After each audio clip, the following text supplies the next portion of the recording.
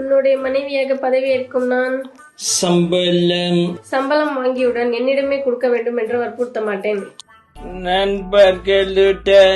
நண்பர்களுடன் வெளியே செல்லும் போது சும்மா சும்மா கால் செய்ய மாட்டேன். உங்களுடைய அனுமதியின்றி ஆன்லைன் ஷாப்பிங் செய்ய மாட்டேன்.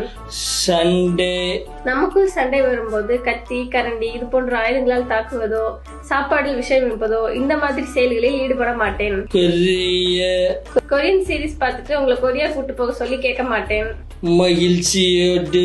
மகிழ்ச்சியுடன் எனக்கு கொடுக்கப்பட்ட வேலையை செய்து முடிப்பேன் என்ற உறுதிமொழி அளிக்கிறேன். இதுவரைக்கும் நீ உங்க அப்பாவுக்கு பொண்ணு, ஆனா இதுக்கப்புறம் எனக்கு பொண்டாட்டி. புரியுதா? கையெழுத்த போடு. டேட்டு